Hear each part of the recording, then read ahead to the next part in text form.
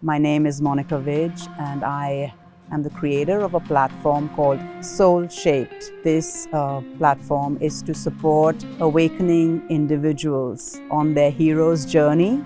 Then this realization dawned on me that I had everything, but I felt really empty. What does everything mean? Striving for material success. Do you always write poetry? I never set out to write poetry. I was very disconnected from poetry. I'd like to go into the opening poem of your book, A Prison of My Own Making. So many stories that humankind has. We take this human birth and we forget about our divine nature, so we can discover it again.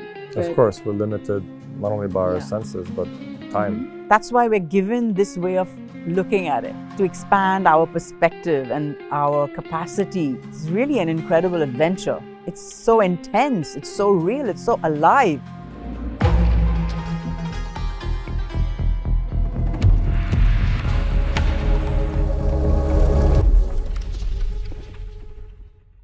Monika Vijh. Is that how I pronounce it? That's correct. It's such an immense pleasure to have you sitting with me over here in this beautiful location. It's quiet and we have the Ganges River flowing by from the upper Himalayas down here to the lower Himalayas where we find ourselves. Such an immense pleasure knowing you. Hasn't been too long, but it feels like a lifetime in some ways, and perhaps this is due to the work that you do and the very unique voice and talent that you have, and how that transcribes through your poetry and your music and the satsangs that I've listened to. We haven't done any readings together, but I know that you're also a Devotee and that you offer astrological readings. I mean, what a vast array of offerings that you bring in. And thank you for spending this time with us over here. I would really like to dive into your work, Devotee of the Void, which you just launched this summer. Congratulations on that. Before we get into that, could you tell me a little bit about yourself and as well as how this book came to be? So thank you for having me here this morning. It's really wonderful to have this conversation. It's really what I live for, conversations like this, conversations that matter. My name is Monika Vijh, as you said, and thank you for that beautiful introduction, by the way. And I am the creator of a platform called Soul Shaped. And the intention of this platform is to support awakening individuals on their hero's journey from transforming the default conditioned identity that we have, which is based in isolation and suffering and fear, into a life guided by the wisdom of our heart. So everything that you mentioned, all the offerings, the poetry, the music, and as well as the transformational coaching tools that we offer, is in service of this intention. And I came upon this whole shift from a personal experience of this in my own life. So I was not too long ago living a life that most people call normal and probably even aspire to. You know, I had everything going for me. And then this realization dawned on me that I had everything, but I felt really empty. What does everything mean? Family, career? Yeah, just the things that we normally think of as success in the world, material success. I had the perfect family, I had homes, I had, money, I was dining in the finest restaurants, I was taking the vacations, the dream vacations, and shopping. This was in the last decade of your life and living in London? Yes. So actually I came from a home where we had very little financial stability. So, we never had resources available for the dreams that we had as children. So naturally, as you might imagine, that put me in the space of like wanting to create that first and foremost. Made sense, right? Was that in India? Is that where you grew up? That's right. I grew up from 0 to 25. I lived in India, mostly in Mumbai, where I was born, and then in other cities around. So I was raised in cities, the energy of cities. And as you can imagine, that's really about striving for material success. So, and when I was a child, all these things seemed so far away. It felt like I would never get there. And then lo and behold, at some point in my life, it's all happened. And I'm thinking, it's not only happened, it's happened beyond my wildest imaginations. And in the Western world, you had moved to the UK at some point. Yes. Correct. When I was 25, I met my husband. He lived in the UK, and that's where I kind of, Set your life. I set up a new, so it was again starting from scratch. You move, although we speak English, it's a really different culture. Of So, course. there was this big move, and it was a big adventure actually, starting from zero and creating a thriving life where I had a social circle, I had 2 children, but it seemed like there was something missing all the time. There was still something else that was going to bring this fulfillment. And I had this big reckoning, this moment of reckoning, where there was a lot of unraveling in my external world. I was ill, I had cancer. Really? Yes, in You're a 2015. cancer survivor. Yes, I was diagnosed with this ovarian cancer stage 3C. So it was quite advanced. And because it was ovarian cancer, after that I went into menopause at 42, and the relationship I thought was going to be like here forever, like the perfection of it, there was cracks that I had been avoiding. That's how it created this, I'd bought into this illusion of perfection, but there wasn't really any growth happening. So we were doing that popular tactic in the modern world. Just pretend it's not happening and it's gone. Whoa, it worked. So it's like a child putting a blanket over their head. Oh, it's all gone. Pretend. Just pretend that everything's perfect. Everything's perfect. Yeah, so you shove aside the things. You keep adding and filling and adding things into your life. You don't attend to the things that need to be tended to. The feelings that are difficult, you just learn to disconnect from them. How was your battle with cancer? Was it a short battle? Was it an early stage?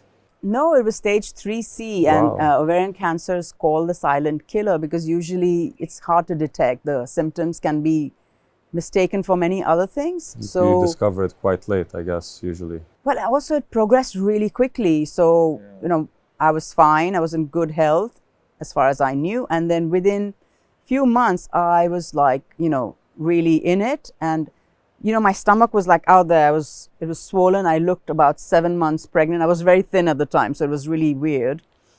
And I had no energy. And, there was all these, I knew something was off, but I didn't know what it was. And eventually I got the diagnosis, and it was like I had loads of tumors all over my abdomen. Because after stage 3C is stage 4, which is metastasized cancer, which is you probably might not come back from that. So yeah, I went through intense treatment. I had chemotherapy and surgery sandwich is how they describe it. And that went on for quite some time. The operation was like 8 hours long. I had a cut from my breastbone to my pubic bone. I came out with a bag. I was pooping in a bag for a few months after that. Wow. And that had to be reversed. I lost all my hair. And I also had a near-death experience as part of the whole thing. It was quite an adventure. Was this during the operation? It was actually had a toxic reaction to the chemotherapy drugs. Well, they are toxic, so that shouldn't be surprising. But yeah, I kind of left my body. This was while you were getting a dose at the hospital? Yeah, I was there. And Was it this does when you happen. just started off chemo, or? Yeah, it was the second time I had chemo. The Yeah. first time, nothing happened, and then the second time, suddenly it was like I was in a room, and they'd given me a buzzer, and they said, "Call us if something happens." But the fact is, when the whole thing takes over, you're leaving your body. The last thing on your mind is a buzzer. You're like, I'm not gonna. Yeah, you don't have the wherewithal to find the buzzer. But thankfully, there were other people in the room with me, so they called, and they pressed the alarm, whatever. Does that mean what, your heart rate stops? Well, actually, it was a very interesting experience. So, like, I just felt intense pain in my spine, and then my head became so hot. It was like intense heat. You feel like it's boiling or whatever. And then it's pain, and then suddenly there's no pain. So it's like, oh, well, that's good. And then I was somewhere else. I was in a different experience altogether. And I could hear everything that was going on in the room. So the people had called a whole bunch of doctors. I was surrounded by doctors and they were trying to revive me with the adrenaline shots and stuff like that. I could hear someone like reassuring me, but I was actually in a very peaceful place because I had transcended my mind. I was like floating in this, I was suspended in this extremely serene place where everything was fine. Everything was fine. There was nothing missing. Were you seeing yourself from outside of the body, or was it just an awareness? I wasn't seeing myself. How can you describe this for people? Yeah, I wasn't seeing myself. So I know some people because there's many people who have actually documented near-death experiences now. Yes. And I haven't actually done too much research into it because I didn't want to start projecting what other people have. Well, you have your own experience. Yeah, and I wanted to actually really unravel it myself versus going through it. This is through the mind, could have happened. Yeah, okay.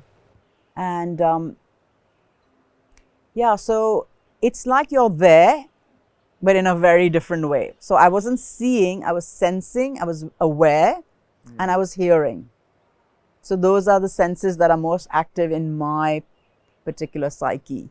Like I don't see images so well. I'm guessing that's what it is. But I knew what was going on. And yet I was most aware of this profound peace. And it wasn't peace as I imagined it before, because I was very allergic to peace before. To me, peace meant like you're boring. It's so dull. It's no action. Yeah, it felt peace is actually dead. That's how I imagined peace. So I didn't want anything to do with that kind of peace. But this was like, there was aliveness in this peace. You know, it was very captivating. It drew you in. It was very beautiful. There was a charm to it. And I didn't particularly want to come back in a hurry, but I was happy to stay there. But very soon I found that, you know, I was being revived. And that's the other thing. In this state, I didn't also have any particular aversion. It's not like I was clinging to it. It was like, oh, okay, now they're reviving me and I'll go back. So it was a very equanimous state as well. It was lovely to be there, but I wasn't like, oh my God, it was drama free. And at that particular time in my life, there was so much drama going on in my mind and in my life that it was a really stark contrast. Of course. Did you have to decide once they were reviving you? Did you have to decide that, okay, I'm coming back? Or did you just find yourself in the body again? Okay. Is that? So that's the other thing that's a quality of this place. Because of course I have no such experience and I'm going from what I could imagine could be the case. So it's interesting, you might have experienced this through meditation or other ways, you know, because it's a particular place we're going to, which is very much in our realm of experience. But it's just I went through this, you know, unnatural means, you could say, in a way. Another quality of this place is you know things and you're not fighting it with your mind. Again, in day-to-day life, we are constantly being given knowings. We receive knowings. Yeah. And that's just the way of the heart. That's when you're embodying your soul's path. You go with what you know and you're not constantly fighting it with your mind. One way people describe it is you can know the essence of things, right? Yeah. Through a deep meditation or through such an experience is that, you know, there are attributes and there are forms, but at the core there is the essence. And even the Greeks use this in their own philosophy. What was the essence of things that they were looking for? The truth, the continuous truth, the ever truth that is eternal and doesn't change. It's so interesting you say that, you know, essence. And this is where a lot of the confusion is in our minds. I think just as a general belief in life, in the mundane culture, that we think we are the drama. And we think that the peace and the good stuff comes and goes. So it's a real inversion, a distortion of what the reality really is. And our teachings and, you know, all this practice that we do is really training us to reverse that, to realize that actually the bliss, the peace and the goodness is who you are. And it's the disturbances that come and go. They are arising from the formless, as you said. It's a waveform, it comes, it's like the ocean, there's the deep ocean, and there are waves on the surface. But now imagine if you just think you're the wave, which is the drama, then you're constantly being tossed around by life. And it is dramatic and it is exciting. There's a lot going on, but really the wave, without knowing that it's the ocean, is in a state of disconnection. And there's a pain. There's a suffering attached to that, comes with that. There's a aloneness. Why is that? There are some things, I guess, which are really part of the isness. It's called the play of the divine, right? That's how the divine plays. We take this human birth and we forget about our divine nature, so we can discover it again. So it's a remembrance, it's a discovery, and there's a sort of hide and seek, a playfulness to that. Of course, it doesn't feel like that in the moment, but that's the divine's idea of play. Maybe not our idea of play, because our thinking is too small. Of course, we're limited not only by our senses, but time. That's why we're given this way of looking at it, to expand our perspective and our capacity. And then really, wow, it's really an incredible adventure. It's so intense, it's so real, it's so alive. And it's very fulfilling as well, and rewarding at the same time. If it was a simple, silly little game, you would master it in no time and then you'd be bored. But this is a game that keeps on evolving, and deeper layers are discovered, and it's one step ahead of you, so to keep you in the game. A lot of people could hear this and say, well, life is serious, and I have children, and they need to do well, and they need to be healthy, and there are so many things happening. There are wars happening, and there's debt, and there are payments to do, and there's a court system, and a friend of mine might be entrapped by that and might be going to jail. Like, life is serious, right? There's the risk of injury and death and pain and suffering and all of these things that come with that. And also there's this whole idea of we're being tested somehow, right? At least if we follow a lot of the big religions in the world, that you are being tested. You should be turning to God, and that you are being tested.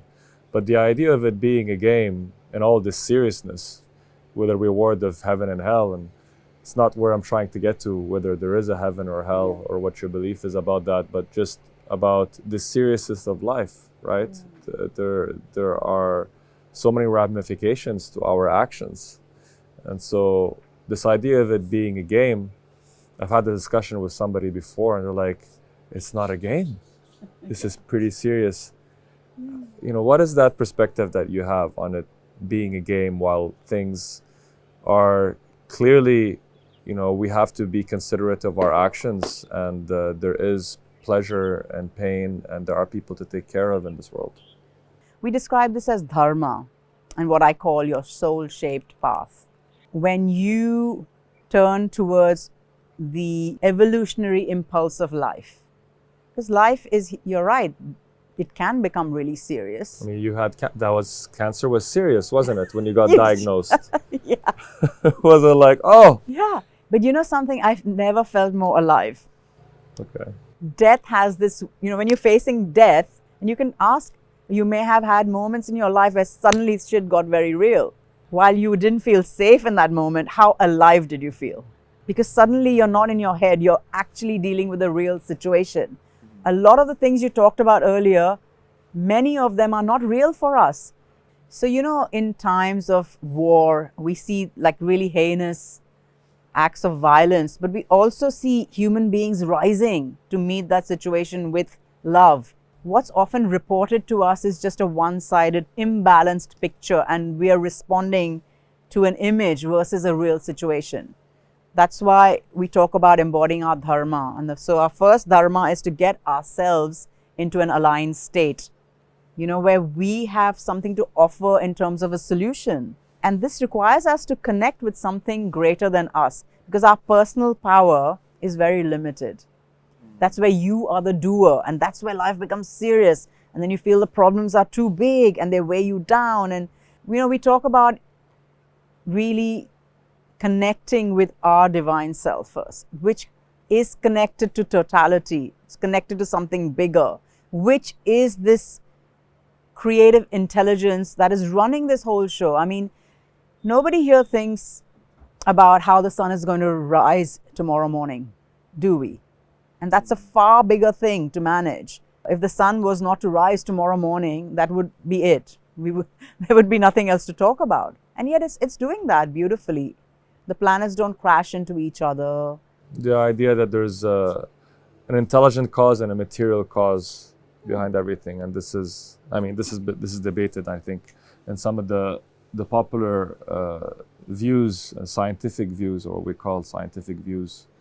The predominant idea that's been bought in the West is that the universe has arisen out of chance. Yeah, it's an accidental happening. It's an accidental happening. Yeah. If you just give it, billions of years, 13.6 billion years or whatever it is, then we're here talking about all of these things, and that's just a matter of evolution. What you're referring to is that there is intelligence, right? Yeah, and any intelligent person, any person who decides to think about this critically will come to that conclusion. Another way we can think about this, if life was only about disasters, then the disasters would end everything, would have ended it by now, right? So just the fact that we're even here after billions of years of the universe existing tells us there's got to be greater things, number of things working out versus things not working out. That's the only way, right? Just logically think about that. Yeah, amongst all the things that could be going wrong, many there's gotta be things more are things. going right. That's what we call grace. There's an underlying grace to life.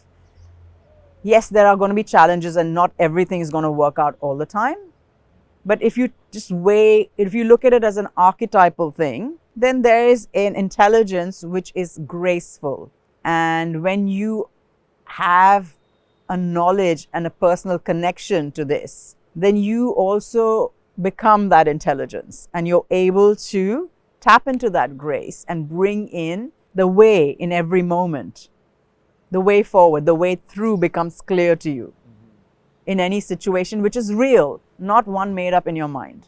You referred to times of war, and we are in times of war in various parts of the world between Russia and Ukraine, and of course Palestine, Israel, and what's happening in Gaza.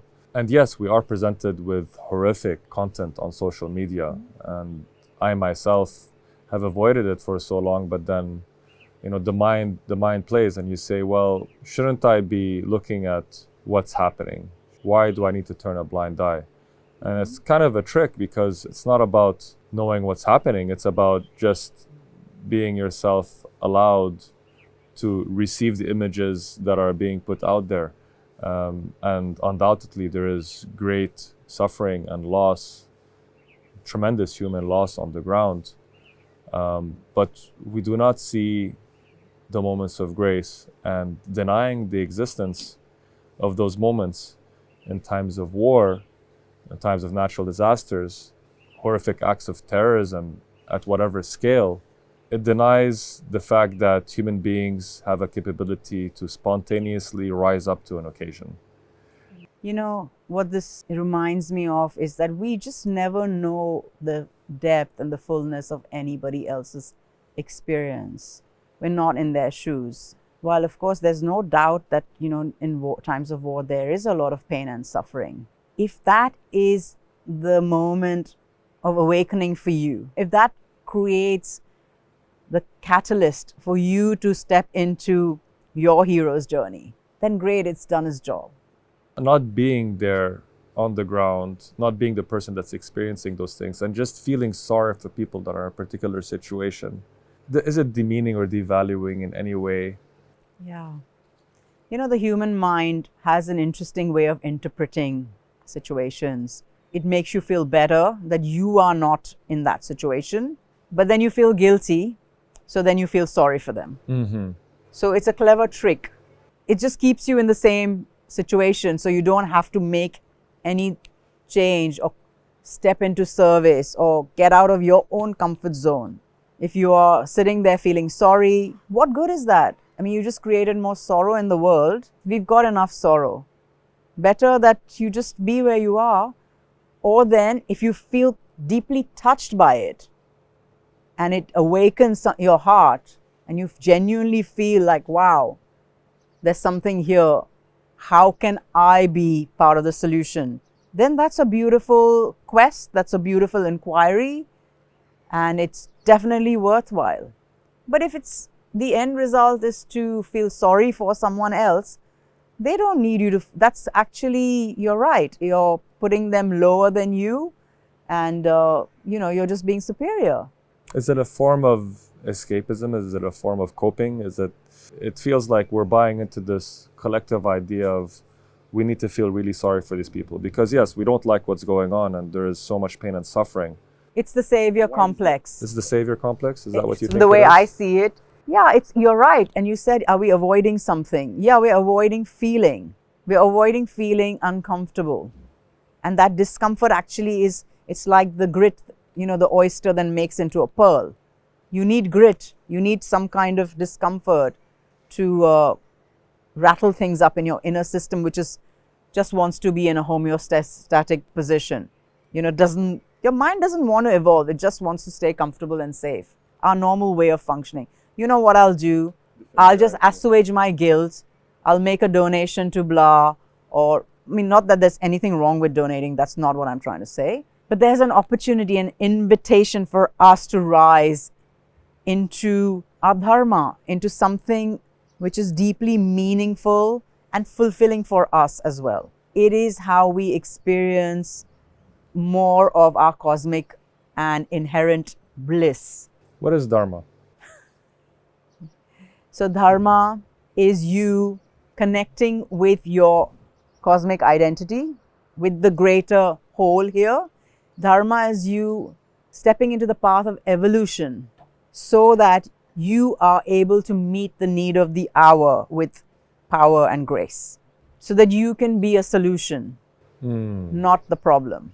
So in this particular example of watching a war from afar, yeah, Dharma would be doing something which helps you progress, maybe in some way eventually helps others. Dharma would be, yes, first of all, checking in with your heart. What's really going on here?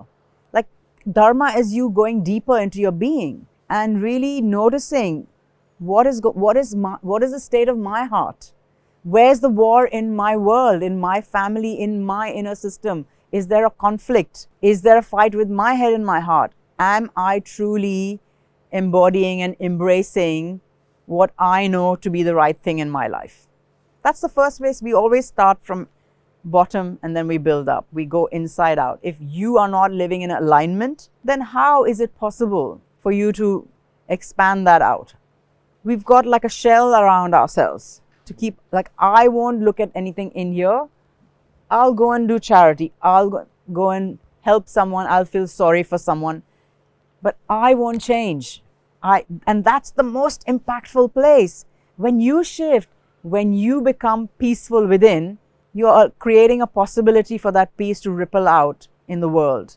Even before you lift a finger to do anything, your being is impacting the situation.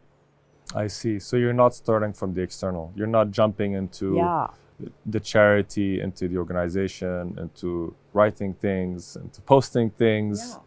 And you're not excluding all of those things. It's just the place from where you do those things. You look at that first. Like, what's really going on here? Because all those people who are creating war, why? What is going on in their hearts, in their minds, right? Otherwise, there's this thing called a drama triangle created by someone called Karpman. It's like the more you try to help, you just create more drama, which is essentially the basis of war is conflict and drama. There's a lot of guilt, there's a lot of violence, and this is all playing out in our inner worlds. What if you could help the war by bringing more peace within here? That's what is Dharma. You see the totality, you see the situation and you say, oh, hang on, where's the seed of that here?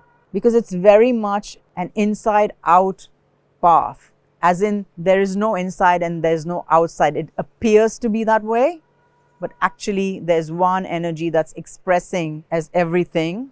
The singularity expressing as... Yes. The moment we come into this human body and we have these five senses, the impression, the illusion that starts is, oh, this is all separate. That's a tree. You are Maru. I'm Monika. We forget the unity underneath that, which is the single energy, which is made of pure bliss, by the way. This energy is pure intelligence, pure bliss, pure peace, and already fulfilled and can really serve. And then it also plays this game of, creating, balancing, polarizing forces, which is like war, which is natural disasters, which is, death, which is transitions in our life, the things that our human form struggles to, move through seamlessly. You're so comfortable with using the word game, but I'm aware that many people, it takes a while to understand where you're coming from. Yeah.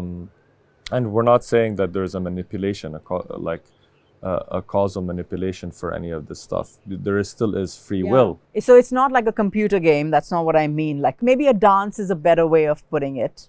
It's very playful. Yeah. And it's ever changing, and it's really engaging. That's what I mean by game. Yeah, I don't mean that there's some kind of evil mastermind here which is forcing us down different, or which is having any preference. Do you think that there is a preference? The preference is for more life and more experience, creativity, and more creativity. And for us to really get to grips with this, it's not a simple thing. It's a journey, it's a process, and we have to really take some time out and contemplate deeply and really come at it from a beginner's mind with of course, we will have our predisposed ideas, but we must be willing to just park them on the side while we investigate, without bias ourselves. And so, it's sometimes called a game, it's called a dance. But these are poetic ways of expressing something. It's not literally a dance, it's not break dance, it's not a specific, there are no specific moves. What we mean by that is there's a dynamism to it. There's a unpredictability to it, which is what keeps it fresh and interesting, but also challenging. And from which evolution can arise. Yeah, from which evolution, creativity, more experience, depth, all kinds of things that we can't even fathom. It is actually beyond our understanding. That's the fact of it. In that dimension which is unknown, it's beyond what we can know with our mind. So therefore, it makes us feel unsafe. And is that at some level? Does all of this arise from the void? So when you're talking about the formless, it's another way of saying the void. It's called Shunya, it's called Shiva. It is so subtle that we can't perceive it with the five senses. With the instruments that we have. We can only perceive it when we go within. Was your near-death experience instrumental to your evolution? It must have been. I think that whole thing, there was so much going on when I was having cancer, and there was a lot of physical pain, and I could deal with all of that. And this is what I realized at some point. There was all this stuff going on in my head, and I was suffering so much because of it. And I had no solution for that. It was endless. And in that moment of the near-death experience, that was what was no longer present. So, they say yoga, chitta, vritti, nirodha. Yoga is the cessation of the, constant fluctuations of the mind. And that's all mind created. Otherwise, you are just here. And when you're just here where you are and in the moment, it's so much easier. You know what you have to do. You can do it. And you can do it joyfully, peacefully, gracefully, powerfully. The rest is all a lot of imagination. There is a situation with a lot of imagination, non-real layers, sensationalism. It's not actually the way it is. What was the inspiration for your book? Was this a big part of it? Yes, the book was something that came through in my journey. Did you always write poetry? I never set out to write poetry. I was very disconnected from poetry. Uh-huh. My previous connection with poetry was what we'd done at school. And it was old English poets, Wordsworth and Shakespeare and Shelley. And, they wrote beautiful, flowery poetry. But it never really touched me. I didn't see what relevance it had in my life. I was very big fan of music, and music was something that always, was a constant companion in my life. And I never put the two together, that lyrics are basically poetry. So anyway, I never set out to write this, but after my cancer treatment was over, there was a whole other layer of emotional processing. And my previous way of dealing with emotions had become, through cultural conditioning, is to avoid all the things which were difficult. And it worked. I didn't have any difficult emotions for a long time. But what was really happening is they were getting stored in this place. And then when I had this so much unraveling in my external world. Do you think that was a contributing factor to your cancer? You're saying stored in a place? Yes, Do you think of your ovaries when you say that? Because actually emotions are Shakti, it's energy, it's your life force energy. And when you block it, then your ability to heal, your ability to actually rejuvenate yourself really is compromised. Yes, I do think so. That became impossible after my cancer. I lost control of my emotion. I had so much shame about it because now I felt really weak and inadequate. I couldn't understand what was going on. I felt like a real failure. And so I really isolated myself as well. I was dealing with this all by myself. Another layer of this is when I was growing up, my father had mental illness. He never really found a solution. He was bipolar, and it was never resolved through drugs or the therapy that was available in that time, many years ago in India. So I kind of didn't have any faith in therapy, and I knew that I did not want to take antidepressants. Then the option left for me was to just go through it. It was very intense, emotionally incredibly intense. I even went through suicidal ideation. Somehow I knew that I have to just go through this, and I can. There was something guiding me all the time. That was really interesting because I became aware that as I let go of the crutches that I'd been using, which was a lot of socializing with people, using alcohol, just the things that normally do to numb, to not feel. Now I had to feel. That was the mandate, and I was always being guided as I let go of all the socializing, which kind of felt totally irrelevant at this point. There was no joy in it whatsoever. It was such a sharp contrast. Like a few months ago, I was fully enjoying the party, and suddenly it was like, dang, there's just nothing there. So I started spending time with myself. When you turn towards the isolation and you embrace it, and then in the beginning, you feel all the things that you've been told, that you're a loser if you're sitting at home by yourself on a Saturday night, or whatever weird things we've learned, or that you should, if you don't have any friends, if you don't have lots of friends around you, there must be something wrong with you. So I had to really challenge and love myself through all these layers that kept coming up. And as I did, I realized, and there was a lot of fear, by the way. I was terrified, and I had to really let it all arise like the surface waves in the ocean, and then subside. But they peak, the intensity grows and grows and grows, and then it's gone. And it comes again. And then after a while, you learn to surf on the waves. And this isolation becomes solitude. And solitude is deeply nourishing. This is where you're meeting that void. This is where you're empty and inspiration can flow into your vessel. Because if you're always full, then you're busy and there's no space. Your life is full of weeds, your garden is full of weeds. So you may have even some nice things growing there, but you won't really even see them. They're lost. Mm-hmm. Are we living in a matrix? If you live by the directive of cultural conditioning, that is exactly the experience you're going to have. And then at some point, you're going to have to say, hang on a minute. I'm not willing to do this. I'm not willing to live another day without answering this question, because that's just not right. I'm not interested in that. And that's pretty much what happened to me. That if I've just taken this birth to suffer, then I might as well end it right now. I'm not playing that game. Like, a part of me really rebelled against that. So when I was young, it's fine. You have a lot of energy and you have a lot of enthusiasm, and you think by going faster, by doing it harder than everybody else, you're going to win. And that's your strategy. Oh, at least that was my strategy. I felt be a little bit smarter. I'll work day and night, and I'll really apply myself. I'll be really diligent. And that's really how I, first of all, was able to create material stability in my world. But then that became a trap. It became a prison. I'd like to go into the opening poem of your book, A Prison of My Own Making. The life I myself created, a superficial prison. The depth of my longing, an endless ocean.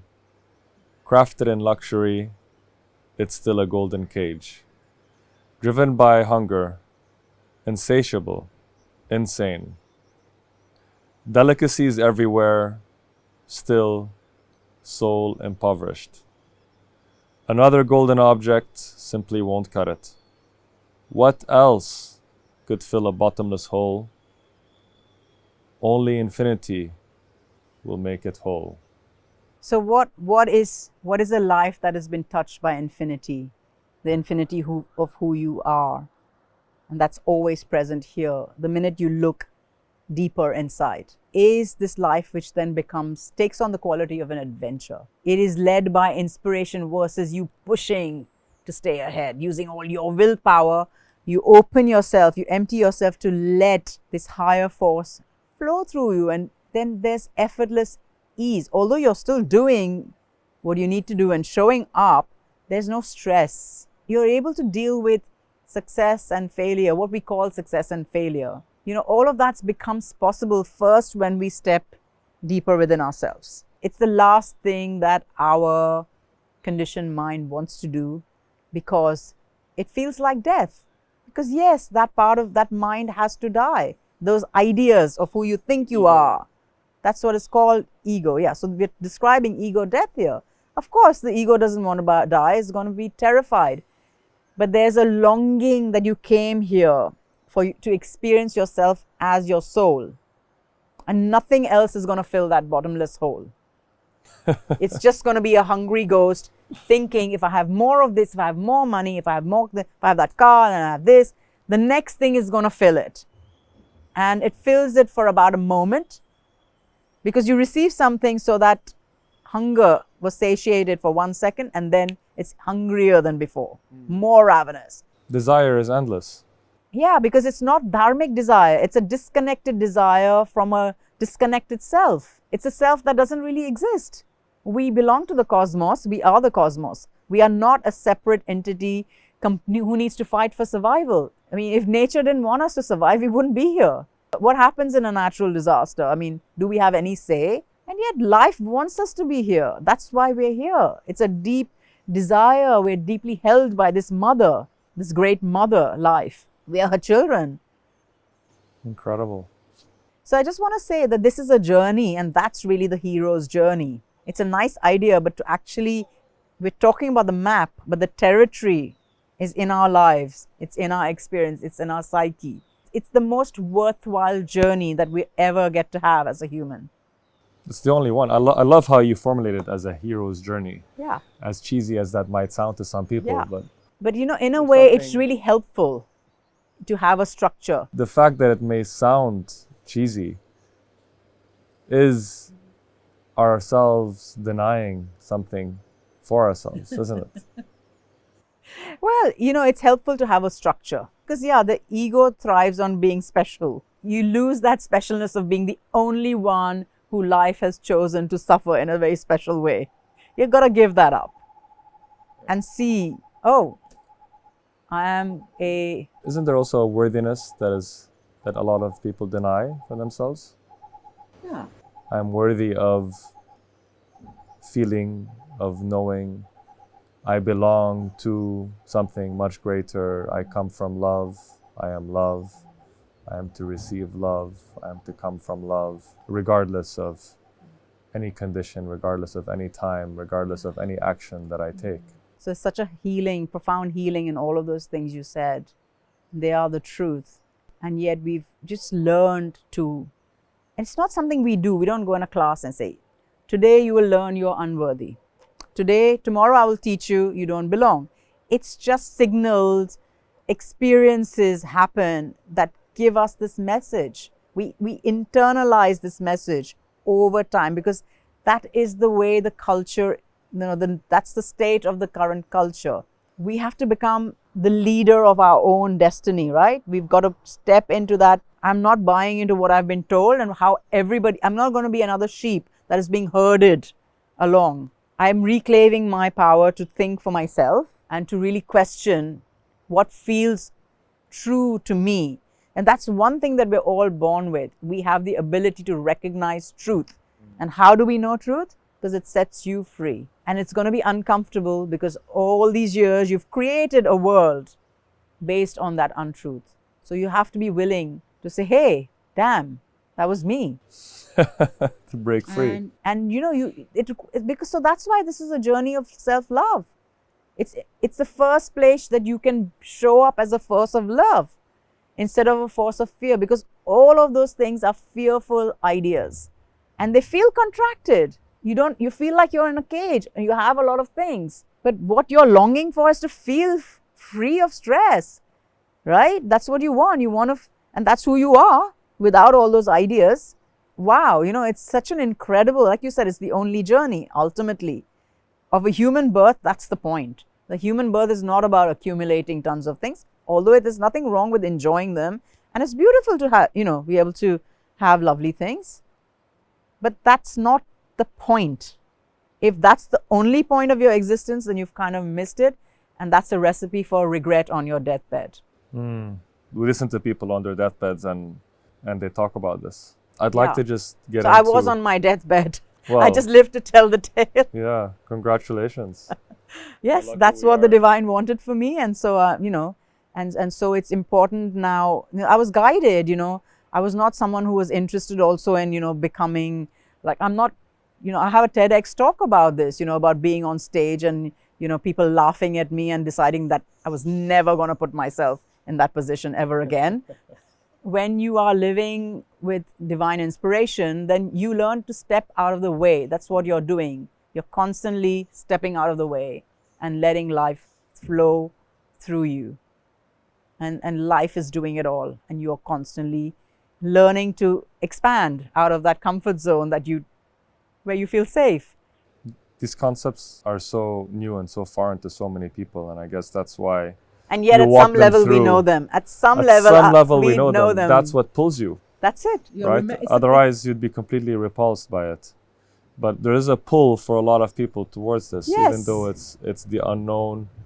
And so it's drawing you, yes. And so it's not a journey of learning. It's called a journey of unlearning what you've learned as wrong ideas, and then remembering who you really are. And it's a lot simpler than fighting it. So if life has decided it's your time to evolve now, and you fight it, then that's what creates the suffering. Whatever you resist persists. And so life has a plan for us. And I don't mean to say we don't have free will, but life has a deeper purpose for us. And that's kind of really deeply meaningful in the here and now. There's a fad these days of searching for your purpose. I'm looking for my purpose. Yeah. And we have purpose guides and purpose my coaching. Dharma, my purpose. Right. And we're looking out there. This is what I'm going to do. We're looking out there and we're looking what's wrong with the world and trying to fix it. And ultimately the purpose that we want to feel is our Dharma. And that's always, first of all, by becoming more present in the here and now. It's not something we can figure out with our minds. Can I read one more poem?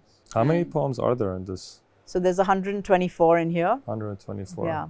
I went with the opening one, Prison of My Own Making, number 1. And this is number 112 over here. So a little bit towards the end. And it's titled, What If? When things are falling apart, they're falling into place. When all hell is breaking loose, brand new creation is taking shape. When the whole world is ending, that's evolution birthing itself. When you've completely lost your way, you're exactly where you need to be. When you seem to be going nowhere, you're actually arriving here. When your worst fears are coming true, you won't be afraid of fear again. When the future is desolate, you're being shown another path. When illusions are being stripped away, you are closer than ever to the truth. When you stop waging war against yourself, your enemies lay down their arms. When you catch the golden thread, the whole world is illuminated. When the divine plan is revealed, you find the seed of fulfillment. When your heart is cracked open, you are the miraculous unfolding. So many parts of our conversation are so nicely captured in this small piece over here. When you catch the golden thread, the whole world is illuminated. Thank you so much, Monika. Yeah, thank you for having me here. And I just want to say, the experience of writing this book is not that I wrote them. I had to really get out of the way. First of all, allow them to come through. That wasn't so hard, but also to publish the work and put it out in the world, I had to really get out of the way. So that is all part of our hero's journey. We have to constantly lean in the direction of courage and love. And then, the miraculous, you are the miraculous unfolding. What an inspiration. Thank you so much. Incredible to have you here. And I look forward to more of this. Monika, could you tell us about how we can find you, what you're offering today? I know you also do music. Yeah. Would love to share more with our audience and have them engage with you further. Yeah, we have a few different offerings. So the best way to find them is at my website, monikavijh.com. We offer different ways to work in a transformational life coaching setting using these Himalayan tools for transformation. I have a TEDx talk called The Truth About Mistakes and the One Mistake You Should Never Make, and that's on YouTube. I have music under the artist name Monika Vijh on all different streaming platforms. That's a lot of chanting as well as devotion-centered music. And of course, there's the book which you're holding. It's called Devotee of the Void, and that's available through Amazon. And I really look forward to connecting with people on this amazing privilege journey. Because really, if you're on this path, and it may not feel like it, but life has chosen you for something incredible. Thank you. Incredible moment. Thank you so much. Thank you so much for offering this beautiful platform as well, Maruf. I love to see you in your Dharma. And I feel like you're really in your element here. So it's a joy to receive.